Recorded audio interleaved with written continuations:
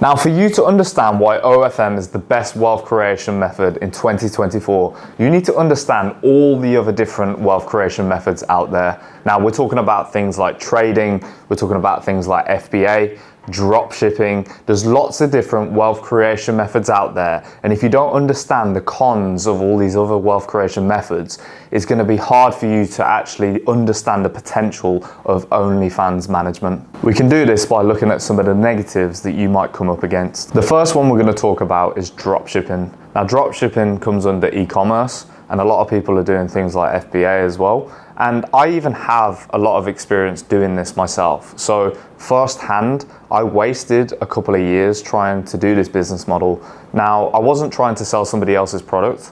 I actually made my own product and I tried to build my own brand, which is something that I would always recommend if you're doing e-commerce, because it's going to keep you more protected, and that way you're not building up somebody else's business. And if that business was to ever fail, at least you're not going to have to look for a new SKU or product. The personal problem that I had with dropshipping and e-commerce with my product was lead time. I was ordering from China. For those of you that don't know, I manufactured liquid chalk during and before the pandemic. Now, I made it antibacterial, so I had a very good, unique selling point. But the problems I faced in order to get this product not only to market, but to actually get it at scale into different shops and gyms and supplement stores all around the UK and Europe was very, very difficult. I even went into FBA and even tried to sell the product on Amazon, and that also faced its own issues. So let's talk about some of these issues. First one was product lead time. If you're ordering products from Asia or overseas, you're going to face shipping charges, you're going to face duty and VAT and lots of different things that probably you've never had to deal with. Now, if you're drop shipping it and you're selling someone else's product, it's going to be a lot more simple, because you might just be air freighting it and the supplier might deal with all of the logistics for you. Whereas if you're controlling your own product logistics, you're going to have to find a freight forwarding company. These people will help you release it from customs when it comes into port, and they're going to be taking their own fees. Plus, you're going to have to pay all the duty and taxes. And let's not mention how long it actually takes to get something from A to B, especially if you're using things like sea freight.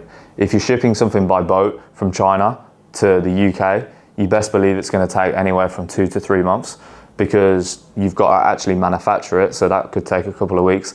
Then they have to drop it off at the port in China. Then it might take a couple of days or a week to clear customs, or sometimes the Chinese were on some sort of holiday and that kind of affected things as well. So there's lots of different things in the way of getting it from A to B. Then you've got the actual sea freight time of 2 months and maybe a few days. And then you have to get it released from customs here in the UK and then ship it to your warehouse or wherever it is that your business is based.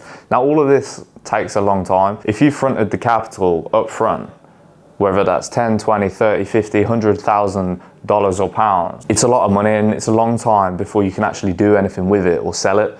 And that's where a lot of people come unstuck. They run out of capital in these businesses. Now, if you're just drop shipping someone else's product, that's fine, but you also then need to consider that you're building up someone else's brand.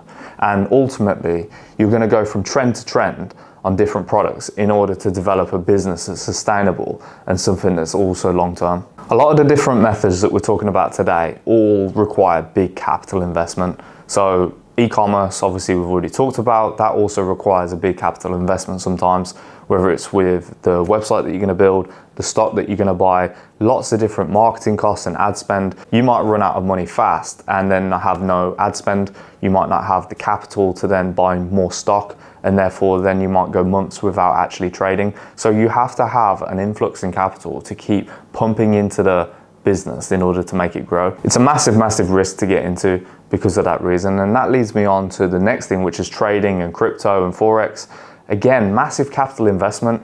If you've not got hundreds of thousands of pounds or dollars, it's going to be very, very hard for you to build up a small pot of money into something large, because the people that tend to make the most money in this world are people that have already got massive capital. If the market fluctuates at a couple of percent, even that can have a massive return on 100,000, 2%, 2K. Yes, you can trade with just £10 and you can start right from the ground and build your way up. But the chances of succeeding is going to be very, very low, because you're going to end up taking somebody's course, you're going to get scammed, and then you're going to lose your money.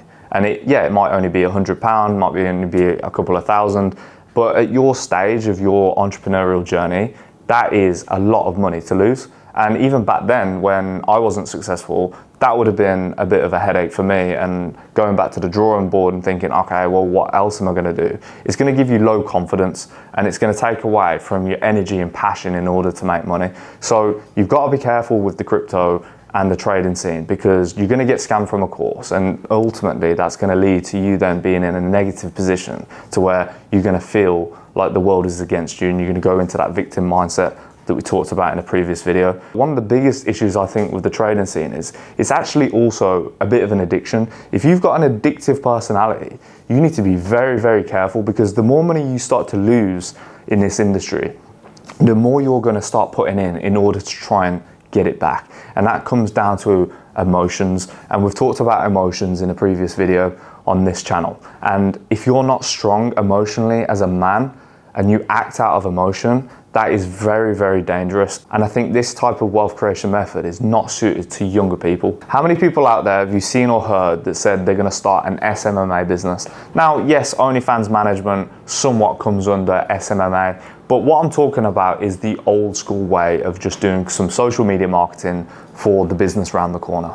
The problem with this is you're probably gonna be marketing a product that you're probably not that passionate about, and ultimately they might not have the funds in order to keep pushing money into something that might not work out. So I think it's going to be a low ROI on your time and energy. What you want to do is build a business. You don't want to build other people's businesses. It's also a massively saturated market, and every single person brands himself as this social media expert. But funnily enough, when you check out their social media, they've either got a private page or no followers, and nothing that's worth engaging with. If you don't produce and practice social media content yourself and practice actually going viral, how do you expect to do that for somebody else's business who has a very uninteresting product or service? Now let's look at creators on OnlyFans. How can you also expect a creator to allow you to manage their social media in order to bring more traffic into their OnlyFans account if you have no social proof yourself and you've never used or been on social media? The traditional way of doing SMMA is a complete waste of time. Unless you're a massive corporation, you've got hundreds of clients, it's going to be very, very difficult to get involved. You'd need to be a very, very creative person and couple that with somebody that was very, very operational in order to make that business a success. The next one I want to talk about is doing short form editing. I get DM'd, Liam gets DM'd every single day by all these guys that want to do some short form content in order to help us grow on social media. Now that's great. I think it's very good that people recognize that there's other influencers out there that could benefit from this type of service. And I think it's also a great way for an entrepreneur like yourself that's maybe making some money to buy back their time in order to put that time into more effective things. It takes a lot of creativity, a lot of time and a lot of effort in order to get the video from conception in order to go viral. Now, not every video is going to go viral, and not every entrepreneur is going to want to pay for loads of different videos that maybe don't have the potential to go viral. They're going to want the best ones. So the chances of you getting paid is very slim, because if they don't like your work after you've produced it, you've already wasted the time and energy in order to produce it, and you might not even get paid at the end. That's the first problem. The second problem is most of the short form editors that I've came across on the internet are not even that great at editing. I'm probably better at editing myself. The third thing is that there's so many virtual assistants in places like the Philippines, in Pakistan, India, that are so much better than the average Western teenager that's doing this type of editing, to where they only expect to get paid a set amount. Now, we always pay the people that we work with very, very fairly. It's still a lot cheaper than having someone from the Western world create it. I think the main one to consider with this is you're also selling your time. Unless you're gonna have a team of people all editing for you, it's going to be very, very hard to scale your business. Yes, you might get a couple of good clients, you might scale and make a few thousand per month, but really you want to look at this type of wealth creation method as a stepping stone. And it's something that's going to maybe give you the capital, or it's going to give you the experience to move on to the next thing. You might be thinking after watching this video that I've just slated all these different wealth creation methods, and you might be sat there thinking, well, is OnlyFans even for me? I'm not sure if I want to do OnlyFans management. I'm telling you right now to keep an open mind, because OnlyFans, you don't require any capital investment. It's based around an addiction, which means you don't ever have to persuade someone or convince someone to buy your product. And in 2023, the porn industry was valued at having an estimated market cap of 287 billion. If you decide that OnlyFans management is for you, or maybe you've got a small agency and you're still unsure how to actually scale it both horizontally and vertically, then you can either send us a message or maybe look at some more information online.